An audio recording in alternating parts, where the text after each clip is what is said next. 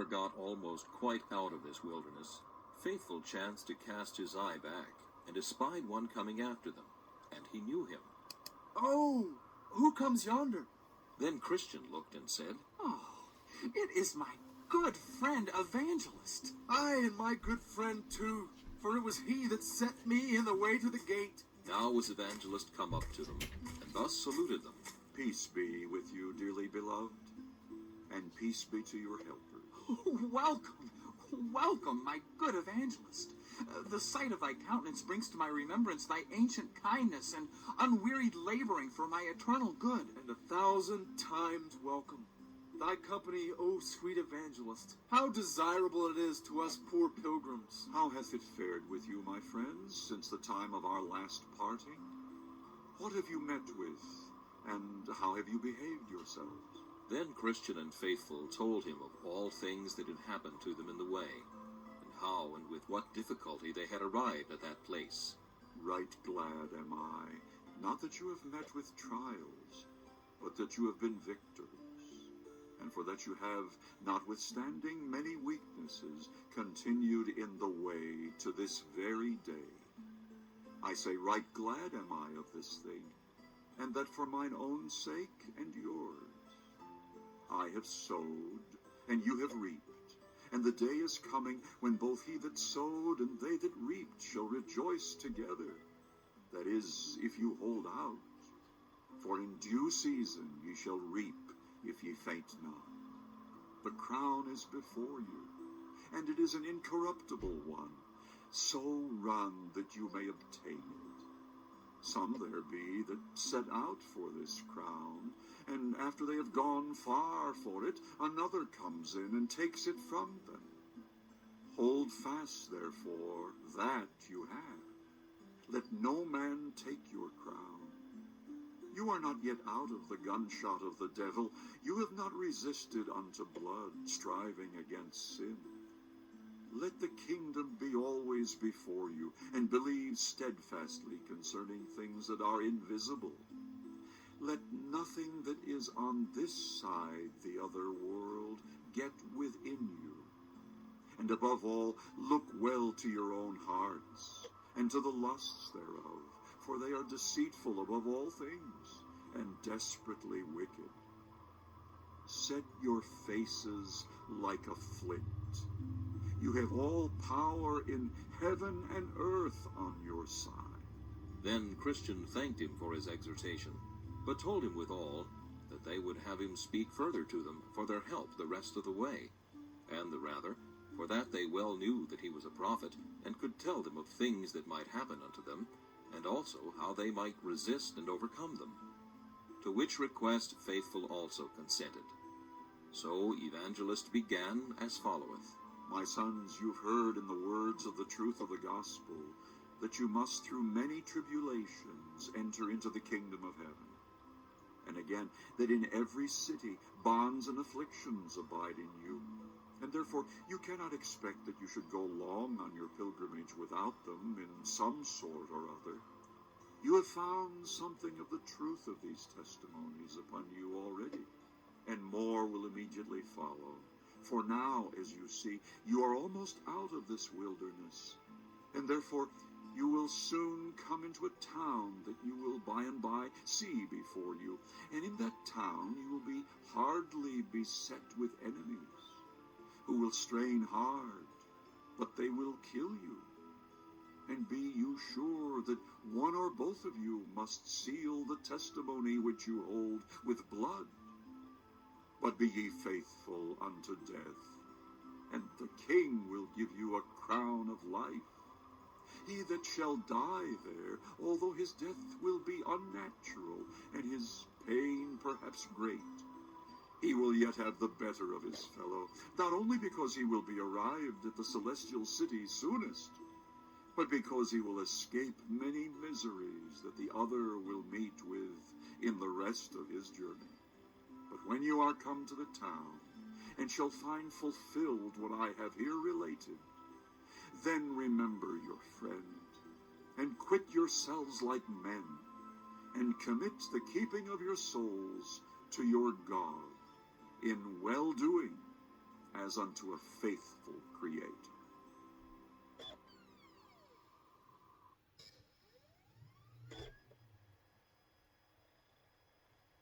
Then I saw in my dream that when they were got out of the wilderness, they presently saw a town before them, and the name of that town is Vanity. And at the town there is a fair kept, called Vanity Fair. It is kept all the year long.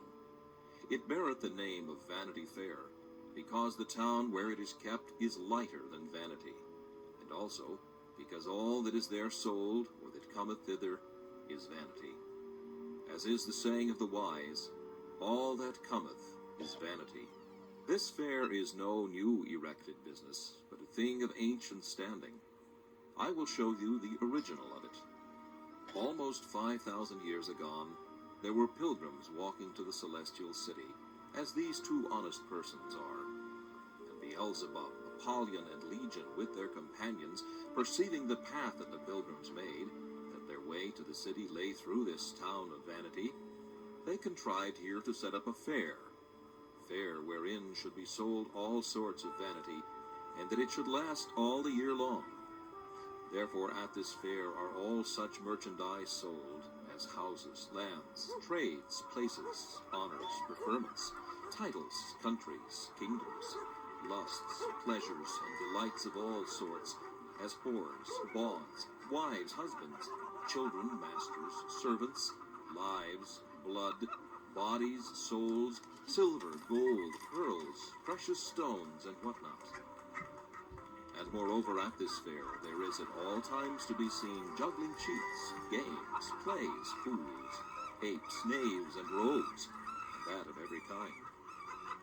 Here are to be seen too, and that for nothing, thefts, murders, adulteries, false swearers, that of a blood-red color. And, as in other fairs of less moment, there are the several rows and streets, under their proper names, where such and such wares are vended. So here likewise you have the proper places, rows, streets, namely countries and kingdoms, where the wares of this fair are soonest to be found.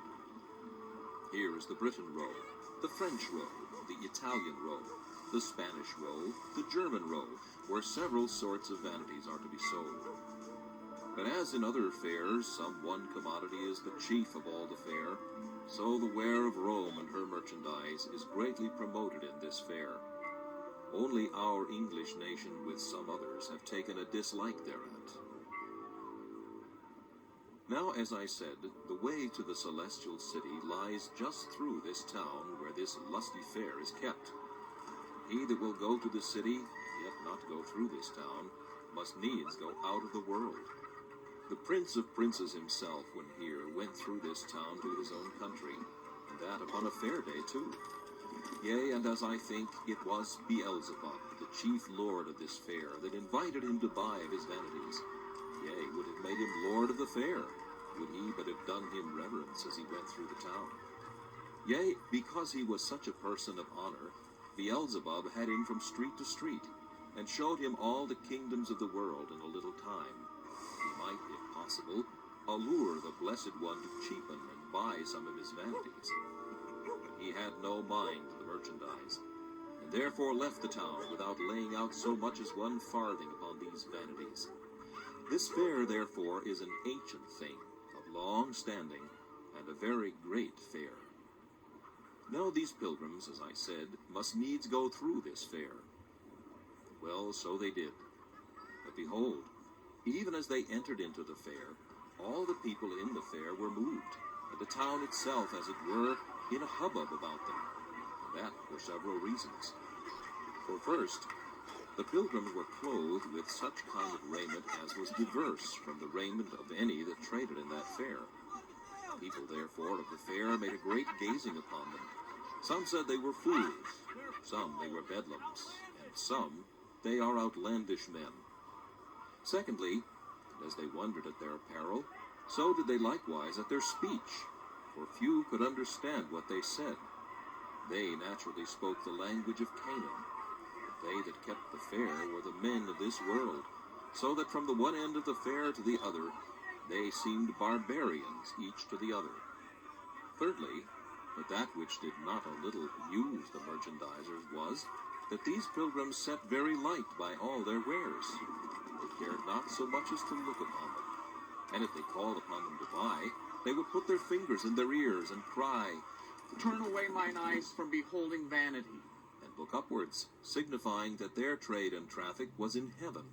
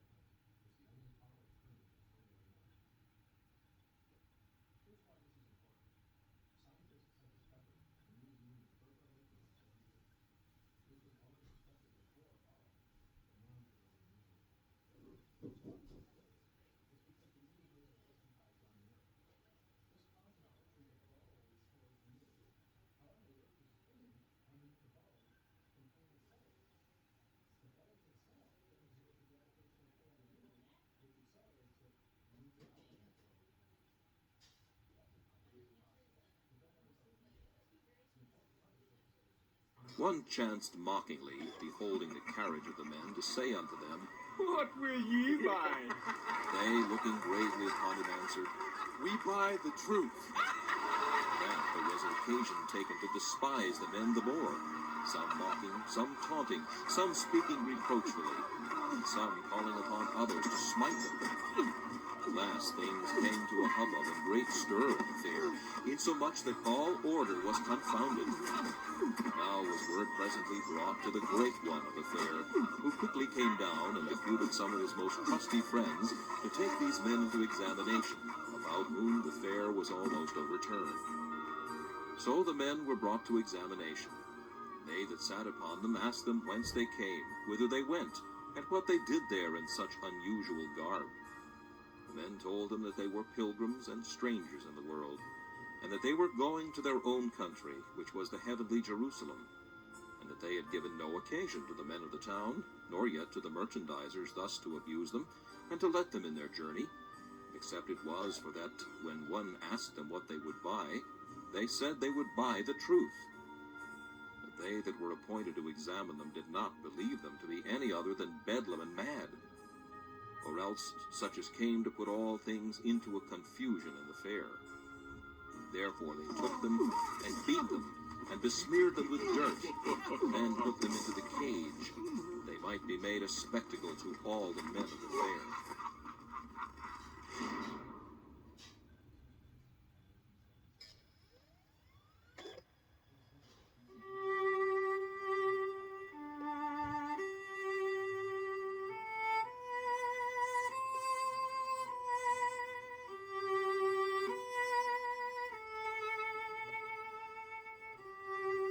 There, therefore, they lay for some time, and were made the objects of any man's sport, of malice or revenge, the great one of the fair laughing still at all that befell them.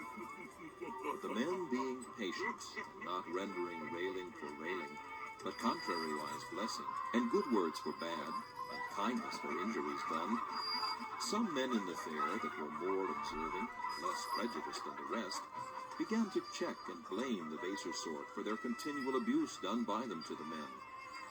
They therefore in angry manner let fly at them again, counting them as bad as the men in the cage, telling them that they seemed confederates and should be made partakers of their misfortunes.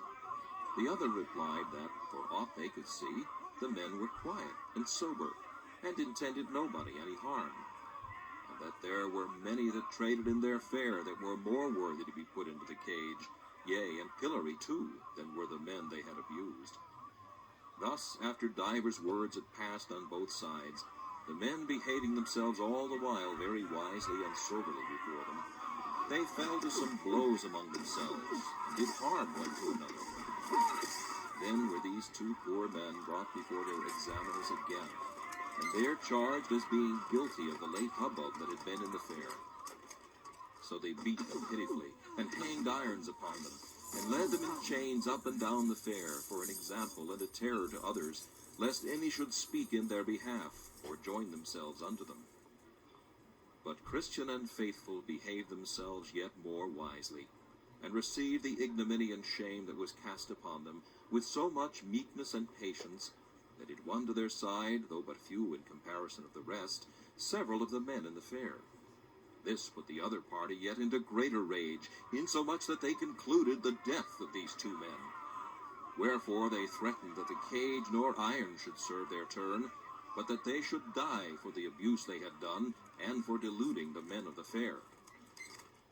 Then were they remanded to the cage again, until further order should be taken with them. So they put them in, and made their feet fast in the stocks. Here therefore they called again to mind what they had heard from their faithful friend Evangelist, and were the more confirmed in their way and sufferings by what he had told them would happen to them. They also now comforted each other, that those whose lot it was to suffer, even he should have the best of it. Therefore each man secretly wished that he might have that preferment. But committing themselves to the all-wise disposal of him that ruleth all things, with much content, they abode in the condition in which they were, until they should be otherwise disposed of.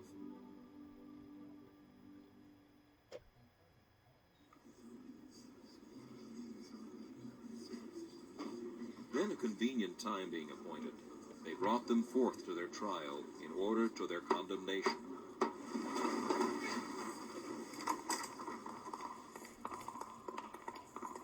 When the time was come, they were brought before their enemies and arraigned.